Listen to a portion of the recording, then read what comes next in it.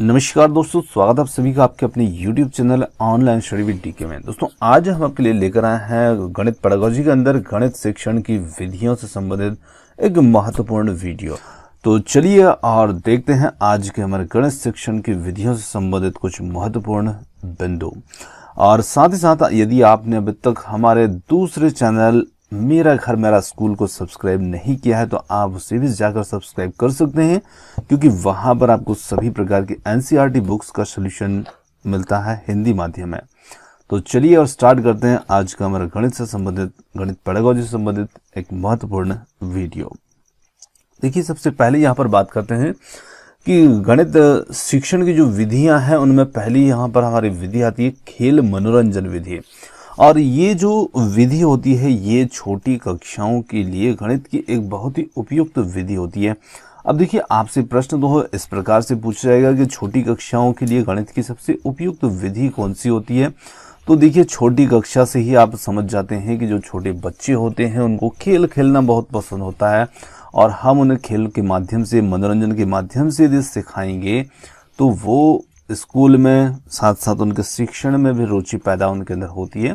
तो यहाँ पर हमें इस प्रश्न से ही यहाँ पर उत्तर समझ में आ जाता है, खेल और मनोरंजन विधि।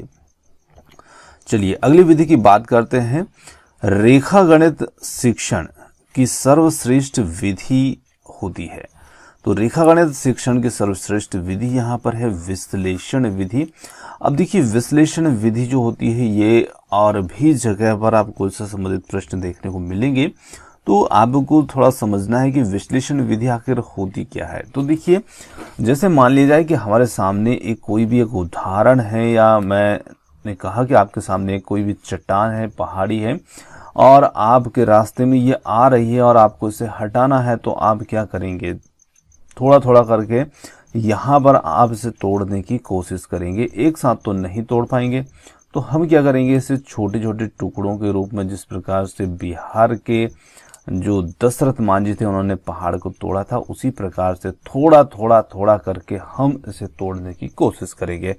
तो देखिए, यहाँ पर ये पहाड़ी हमारे सामने एक समस्या के रूप में है। तो यहाँ पर समस्या समझ लें, पाठ्यक्रम समझ लें, जो भी विषय वस्तु है वो समझ लें। तो इसे हम क्या करते हैं, छोटे छोटे टुकड़ों में बांटते हैं ये। तो यहाँ पर छोटे छोटे टुकड़ों में बांट करके फिर हम इनका अध्ययन कर लेते हैं इसके अंतर्गत, इस विधि के अंदर। तो जहां पर हम एक से, देखिए ये एक था और एक को हमने क्या किया, अनेक में बांट दिया, है ना, अनेक में बांट दिया। तो ये हमारे लिए विश्लेषण विधि हो जाती है। अब देखिए, यहाँ पर एक से अनेक में से बांटा गया है विश्लेषण विधि, पर आप इसका उल्टा कर देते हैं कि जब अनेक से एक बना दें तो ये विश्लेषण के बजाय में हो जाती है संश्लेषण विधि। तो दोनों ही आपको एक दूसरे के विपरीत होती है, ऐसे ही आप दूसरे को भी याद रख सकते हैं। और यहाँ पर इसका सबसे अच्छा उदाहरण, जैसे कि हमारे पास किसी भी विषय की जो पुस्तक होती है तो हम उसमें देखते हैं कि हमारा जो पाठ्यक्रम होता है वो इकाई खंडों में ही तो बटा होता है। छोटे छोटे खंड होते हैं, पाठ नाम देते हैं, चैप्टर, अध्याय, जो भी नाम दिए होते हैं उनमें बटा रहता है। तो वो क्या है, वो एक तरह से वही तो है, हमारा जो पाठ्यक्रम है उसे क्या किया गया, छोटे छोटे पार्ट में, छोटे छोटे खंडों में उसे बांट दिया, और हम उसका वर्ष भर फिर समय के साथ साथ फिर हम उसका क्या करते हैं, अध्ययन करते हैं, है ना। तो वही हमारे लिए यहाँ पर विश्लेषण विधि का एक उदाहरण भी है। चलिए आगे हम बात करते हैं अगले पॉइंट की। बेलनाकार आकृति के शिक्षण की सर्वश्रेष्ठ विधि जो होती है कौन सी होती है, तो बेलनाकार आकृति के संबंध के शिक्षण की सर्वश्रेष्ठ विधि जो होती है वो यहाँ पर है आगमन निगमन विधि। देखिए, आगमन और निगमन दो अलग अलग विधियां हैं, और ये विधि भी बिल्कुल वैसी है जिस प्रकार से विश्लेषण और संश्लेषण होती है, और ये दोनों भी एक दूसरे के बिल्कुल विपरीत होती है। जिस प्रकार से हमने देखा कि विश्लेषण में हम क्या करते हैं, एक को अनेक में बांटते हैं, और संश्लेषण में अनेक से हम एक बनाते हैं। उसी प्रकार से आगमन और निगमन विधि जो होती है ये भी दोनों एक दूसरे के विपरीत होती है। अब देखिए यहाँ पर सबसे पहले हम आगमन विधि की बात कर लेते हैं। तो आगमन विधि में हम क्या करते हैं, थोड़ा सा इसके बारे में समझते हैं। देखिए आगमन विधि जो होती है ना, इसमें हम क्या करते हैं, विशिष्ट से सामान्य की ओर चलते हैं। यहाँ पर हम विशिष्ट से सामान्य की ओर चलते हैं। तो विशिष्ट से सामान्य की ओर कह दें, या फिर हम इसे कह सकते हैं कि या फिर ज्ञात से अज्ञात की ओर, इस विधि में आगमन विधि में चलते हैं। या फिर हम इसे कह दें कि स्थूल से सूक्ष्म की ओर। इन 3 सूत्रों का पालन जो है इसके अंतर्गत किया जाता है, स्थूल से सूक्ष्म की ओर, ज्ञात से अज्ञात की ओर और विशिष्ट से सामान्य की ओर। और साथ ही साथ इसमें क्या होता है कि पहले उदाहरण दिखाया जाता है और बाद में उदाहरण के माध्यम से फिर नियम पर या निष्कर्ष पर पहुंचा जाता है, सूत्र पर पहुंचा जाता है। तो पहले उदाहरण प्रस्तुत करना और फिर नियम या सूत्र या निष्कर्ष पर पहुंचना, ये होता है आगमन विधि के अंतर्गत। परंतु यदि हम निगमन की बात करें तो निगमन में ये सभी बातें जो हैं विपरीत हो जाती है। यहाँ पर अज्ञात से ज्ञात की ओर चला जाता है और सूक्ष्म से स्थूल की ओर चला जाता है। यहाँ पर सूक्ष्म से स्थूल की ओर, साथ ही साथ यहाँ पर सामान्य से विशिष्ट की ओर। तो आप जब इन्हें विपरीत कर देते हैं तो यहाँ पर हम पहुंच जाते हैं निगमन विधि में, है ना। यहाँ पर सामान्य से विशिष्ट की ओर। अब साथ ही साथ देखिए यहाँ पर पहले उदाहरण बताया गया था, फिर नियम बताए गए थे, नियम तक पहुंचे थे। अब यहाँ पर क्या होगा कि पहले नियम बताया जाएगा, नियम सिखाया जाएगा और उस नियम के तहत सूत्र से, नियम से हम पहुंचते हैं फिर उसके उदाहरणों पर। तो ये भी एक दूसरे के बिल्कुल विपरीत चला करती है दोनों विधियां। अब देखिए एक बात आपको समझना है, स्थूल से सूक्ष्म की ओर।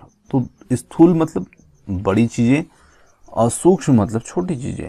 तो जब हम बड़े रूप में उस विषय वस्तु को देखते हैं और फिर हम उसको गहराई में जाएंगे, बहुत सूक्ष्म रूप में जाएंगे, तो देखिए यहाँ पर स्थूल रूप से सूक्ष्म रूप की ओर हम इसमें जा रहे हैं। तो यहाँ पर ये जो विधि होगी आगमन विधि, ये छोटी कक्षाओं के बच्चों के लिए उपयुक्त होगी, क्योंकि उन्हें हम स्थूल से धीरे धीरे सूक्ष्म की ओर बढ़ा सकते हैं। परंतु जो बड़ी कक्षाएं होती है ना, वो स्थूल चीजों का अध्ययन नहीं करती है, बड़ी कक्षाएं सूक्ष्म का ही अध्ययन करती हैं। तो बड़ी कक्षाओं के लिए ये विधि उपयुक्त होगी और ये थोड़ी छोटी कक्षाओं के लिए उपयुक्त होती है। चलिए आगे बात करते हैं। नवीन प्रश्नों को हल करने के लिए सर्वश्रेष्ठ विधि है, तो यहाँ पर भी आगमन निगमन विधि है और आगमन निगमन विधि को तो हम समझ ही चुके हैं। अगला हमारा प्रश्न है यहाँ पर स्वयं खोज करके अपने आप से सीखने की विधि, और ये बहुत अच्छा प्रश्न है। देखिए स्वयं खोज करके अपने आप से सीखने की जो विधि होती है ना, उसे हम कहते हैं अनुसंधान विधि, या फिर इसे कह देते हैं ह्यूरिस्टिक विधि। ये ह्यूरिस्टिक विधि, उधर थोड़ा सा दिखेगा नहीं आपको, ह्यूरिस्टिक विधि भी इसे कहा जाता है। ह्यूरिस्टिक विधि बोल देते हैं या फिर खोज विधि भी बोल देते हैं। देखिए ये जो विधि होती है, ये यहाँ पर एक शब्द मिल रहा है हमें ह्यूरिस्को। ये ह्यूरिस्टिक जो विधि है, इसी में एक शब्द आता है ह्यूरिस्को, और ह्यूरिस्को जो है ये ग्रीक भाषा का शब्द है, और ग्रीक भाषा का शब्द होने के साथ साथ ह्यूरिस्को जो होता है इसका अर्थ होता है मैं खोजता हूं, मैं खोजता हूं, आई फाइंड आउट, है ना। तो यहाँ पर मैं खोजता हूं, और ये जो विधि थी हमारी, इसको देने वाले जो थे, जिसके जनक थे, वो थे एडवर्ड आर्मस्ट्रॉन्ग। उन्होंने ये विधि दी थी।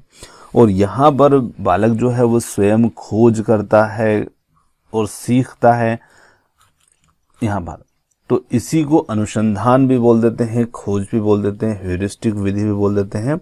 और यहाँ इस विधि से बच्चा जो होता है, बालक जो होता है, वो क्या करता है, खोजी प्रवृत्ति का बन जाता है।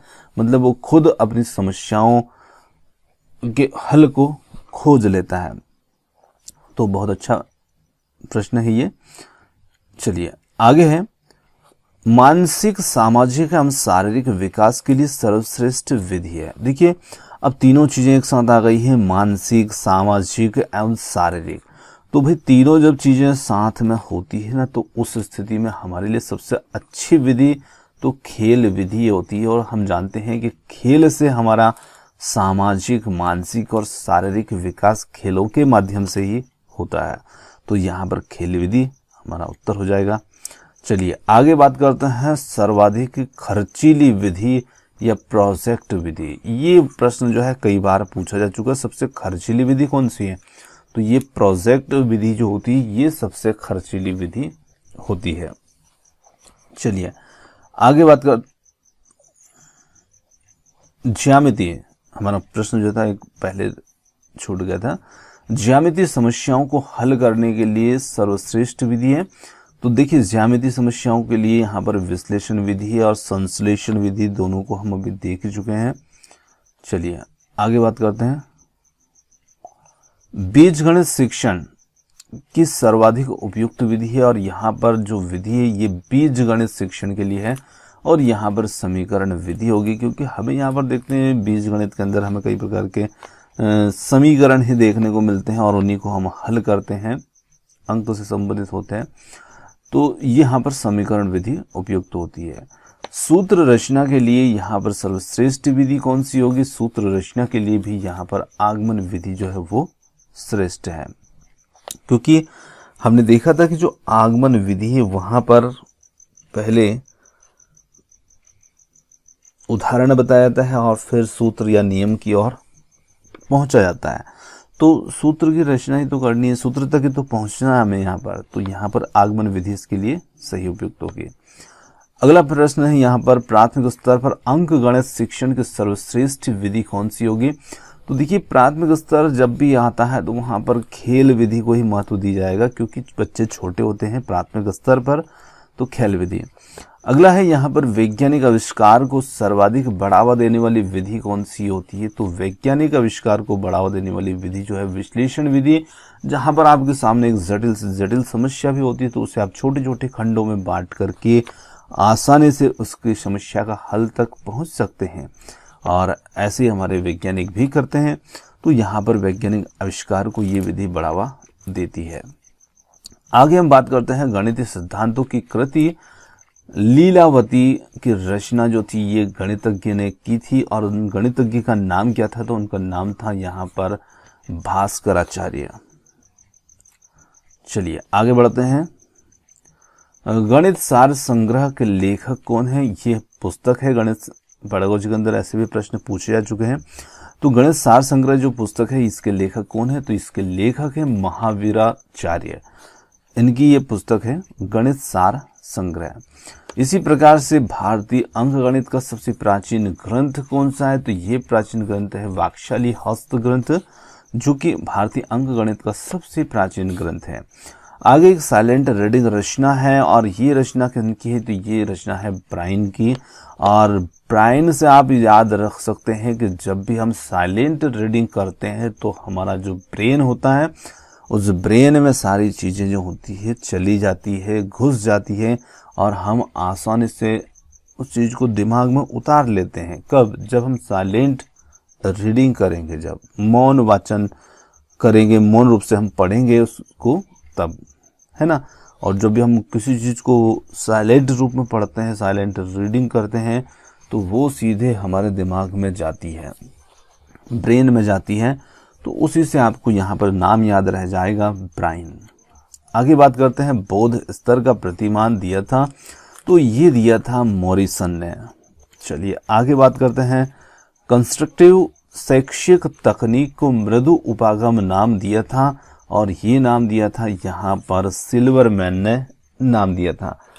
यहाँ पर मृदु का उपगम नाम दिया था सिल्वरमैन ने। कंप्यूटर सह अनुदेशन कार्यविधि का प्रवर्तक माना जाता है। तो कंप्यूटर सह अनुदेशक कार्यविधि का प्रवर्तक जो है ये किन्हें माना जाता है? तो ये लॉरेंस एम स्टालोरो को माना जाता है।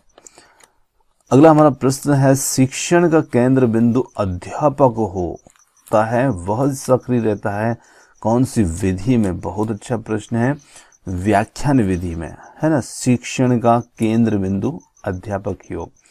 अब देखिए, आप सब स्कूल गए हैं और बड़ी कक्षाओं में जब हम पढ़ते हैं तो टीचर्स वहाँ पर व्याख्यान विधि का ही उपयोग करते हैं, या कॉलेज के अंदर हम देखते हैं तो कॉलेज में प्रोफेसर जो होते हैं वो क्या करते हैं, लेक्चर ही तो देते हैं।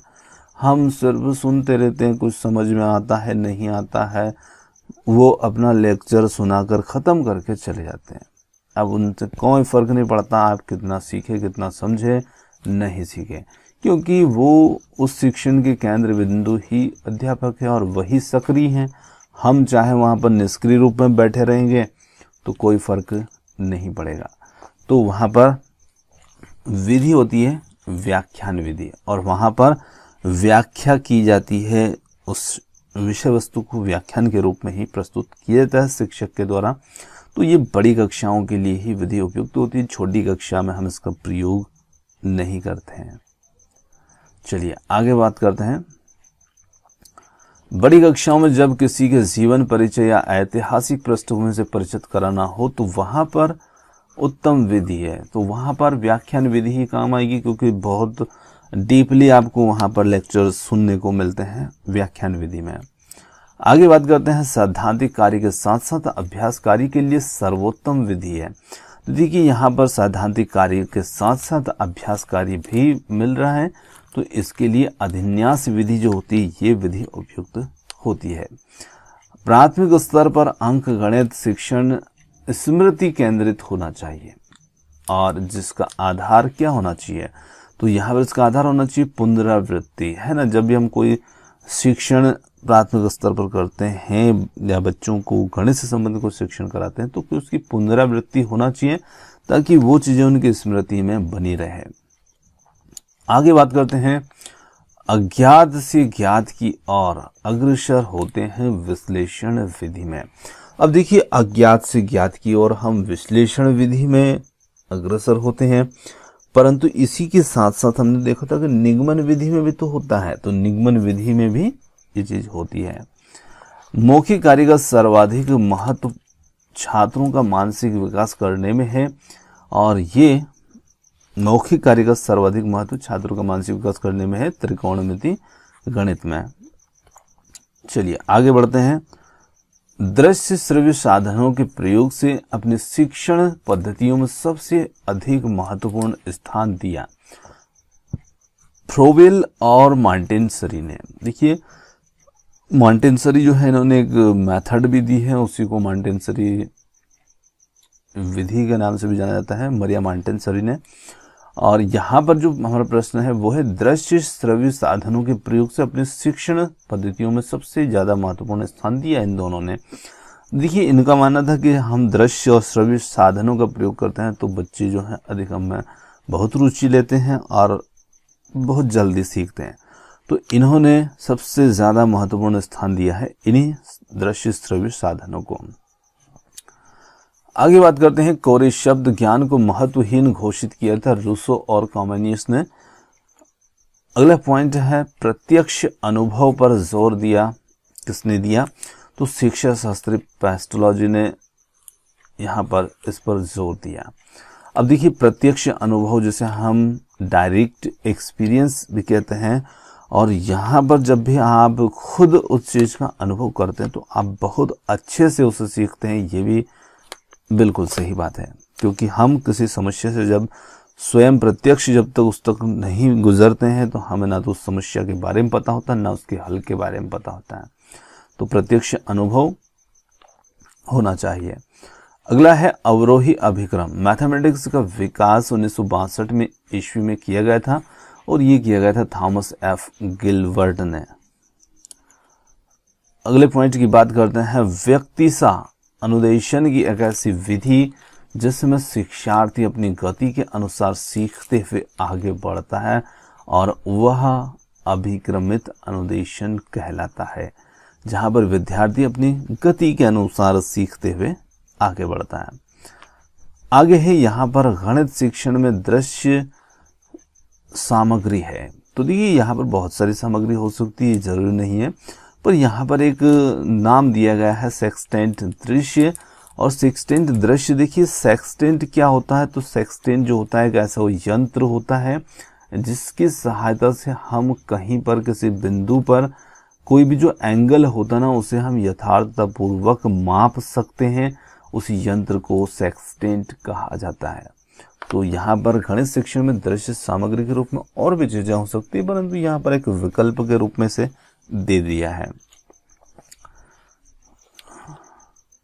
चलिए आगे बढ़ते हैं।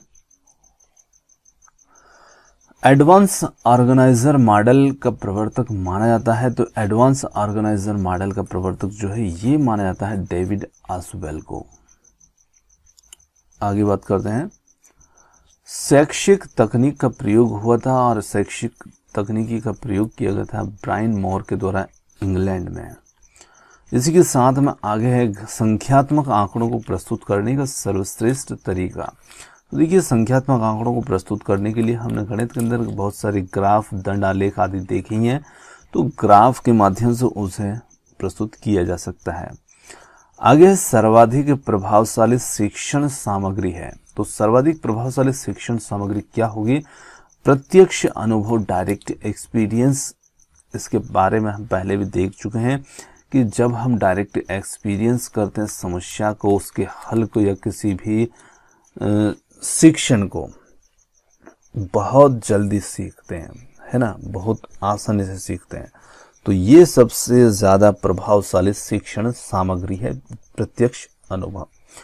तो यहाँ पर आज के हमारे गणित पेडागोजी और उसकी विधियों से संबंधित जो हमने पॉइंट लिए थे वो समाप्त होते हैं।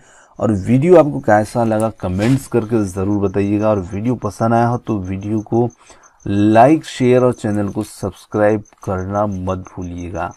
और आपने हमें इतनी देर सुना उसके लिए आपका बहुत बहुत धन्यवाद।